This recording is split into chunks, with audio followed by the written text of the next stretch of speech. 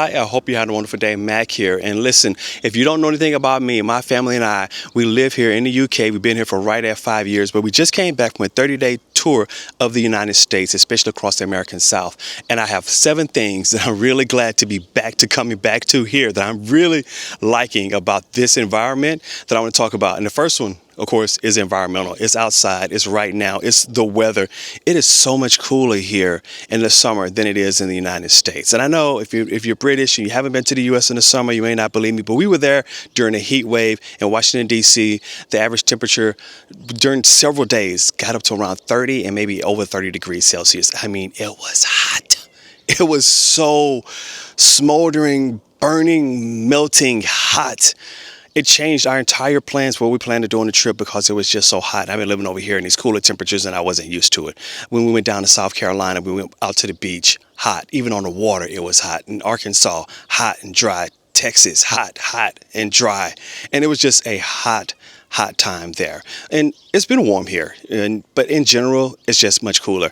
Across the continental U.S. in the summertime, the temperatures average between 20 and 25 degrees Celsius. We're going to stay in Celsius.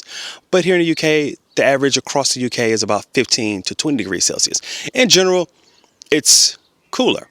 I find it to be cooler. And coming back from heat waves in the United States in the middle of the summer in August is cooler. Even coming back here and knowing that this is in August, a hotter time of the year, I still find it to be much cooler than the time that I had back in the US. Now, what is unusual is I'm looking up and there is not a cloud in the sky. And it's absolutely magnificent. Listen, I'm gonna give you a little tip here. If you don't know this, the UK in the summer is beautiful.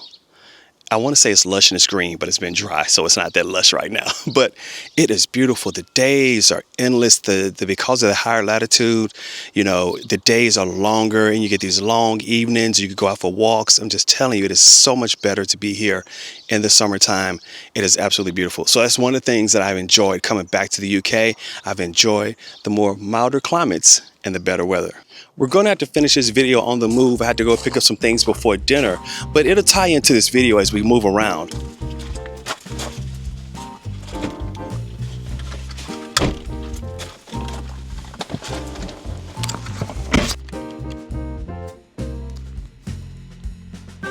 So one of the things that also caught my attention, if you watch my videos from my travels in the US, well, we're not going to get pulled over by the cops over here. I did a whole video on that, so I'm not going to talk about it too much. I covered it in 2 other videos. Go check those out on the channel, but I did want to highlight it.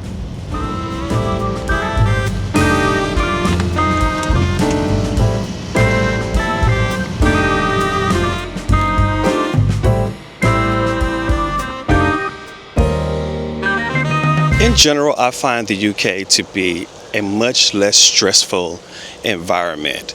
I talked about it just a moment ago as I was driving down, but I really enjoy being here, especially in the part of the country I live in.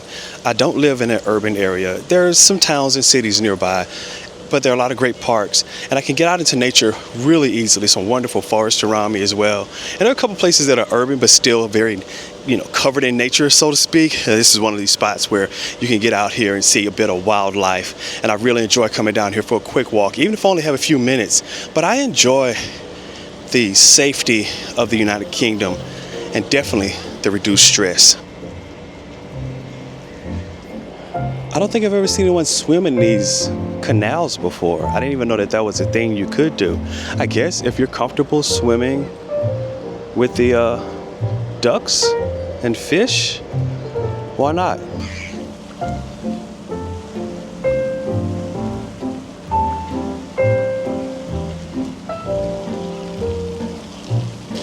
Now I'm tying safety and stress together because to me they go hand in hand. When you feel safe, you're less stressed, and when you're not safe, you feel more stressed. That's pretty common.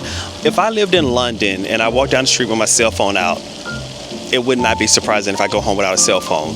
We know London has a problem with that, people snatching phones and things. So I'm not trying to say that this country is completely without any form of stress. That is not at all the problem. And I'm not saying that it's not completely 100% safe. No place is safe. You would have to be in a box by yourself to be completely safe. And even then, is that safe?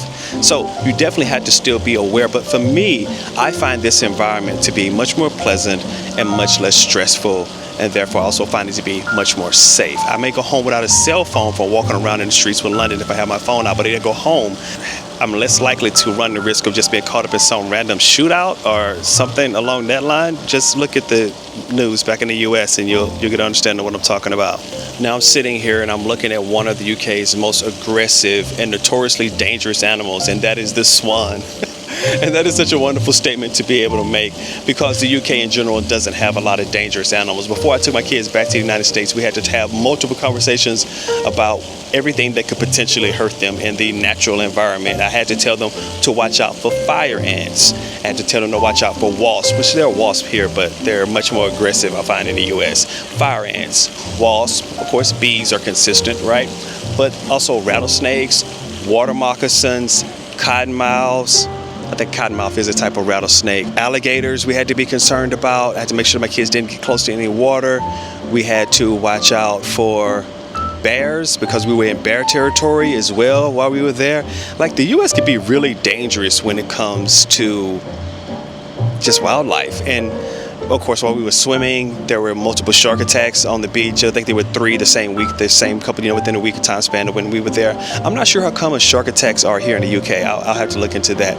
But shark attacks were the least of my concern. I was much more concerned about the kids stepping into a fire ant nest and just getting caught up in fire ants. And those things can be absolutely miserable if you get them all over you. They'll be on you before you know it. And they're much more aggressive, I find, than the ants here in the UK. I also had to warn my kids about porcupines and armadillos and raccoons. Never touch a baby raccoon. That is so dangerous for you. And if you see an armadillo, don't touch it, because they carry, well, sometimes they carry leprosy. So there are some really nasty things potentially running around in the US, and they're cute and cuddly from a distance, but there's a lot more of that there than it is here.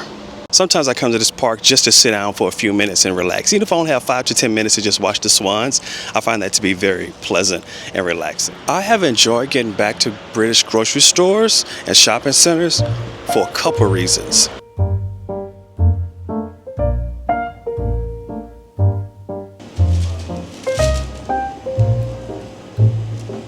That's not to say that the United States doesn't have some pretty good grocery stores. There's Wegmans and Whole Foods, Trader Joe's even.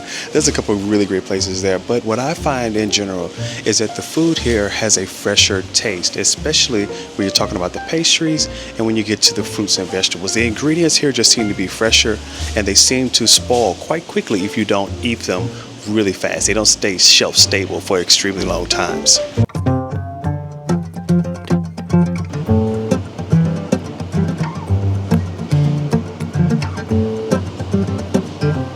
I really enjoy the fruit here, and especially the pineapples. The pineapples are so small. In the US, the pineapples are, 2 to 3 times larger than this, and I just love these little pineapples. But they don't go very far as feeding the kids. I have to get several of them to feed all the kids. I love the raspberries. My twins love the raspberries much more than I do, and I really like them. But the thing is, these raspberries were picked for flavor. They're tasty, they're delicious, they're juicy. They're not picked necessarily to be shelf stable. In the United States, they focus around shelf stable, things you sit on the shelf for a long time, to include fresh fruits and vegetables. But here, these only last a couple of days, but they taste delicious.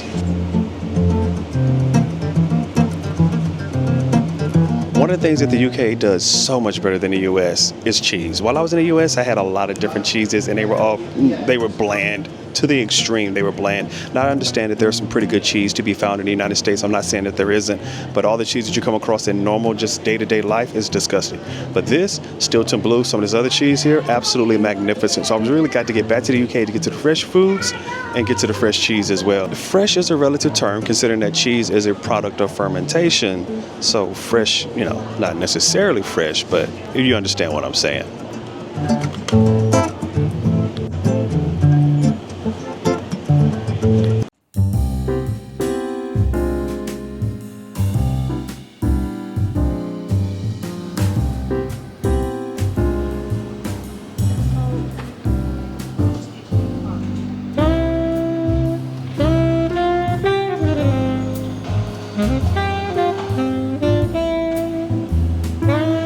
I've missed Costa. There's some great coffee shops in the United States. I mean, Starbucks is good. Starbucks is here as well, so you can get that. That's comparable. But the Costa flavors, I couldn't get that in the U.S., so I was glad to get back to this one. Now, people say Costa's not strong enough. There's another coffee shop here that I really like. It's a chain. It's called Black Sheep. I really like Black Sheep as well. So Costa and Black Sheep, those are my two favorite coffee shops here in the UK. I find the flavors to be richer and fuller. I think that they aren't concerned as much about just adding a lot of sugar. A lot of the flavors that we got in the US when we got coffee, it was just drenched in different syrups. It was way too sweet, way too much sugar. Here, the flavor of the coffee still sings through. You can taste the beans. It's not drenched out with a lot of artificial stuff. So I'm glad to get back to what I find to be a really great coffee flavor. Now, I know the UK is known for tea and not necessarily coffee. The coffee here is great. The tea is better. It's not even comparable to the type of tea that you get in the United States. Now, don't take that the wrong way. I mean that from the standpoint of the United States doesn't have any tea that can come close to comparing to the tea that's available here in the UK. I drink a lot of tea here as well. That's something I picked up while living here. You know, a nice Earl Grey to start my day off, that's the right way to start a day. But tea really isn't a thing besides Lipton's. But while we were in the United States, we did go to, in South Carolina, the Charleston Tea Garden, and they make tea there, and their tea was pretty good. I was surprised. There was fresh tea. It was made right there in the United States. It was really great tea. I think it's the only place in the U.S. that produces tea. So the coffee and the tea, though, that's something I really miss and really glad to get back to here.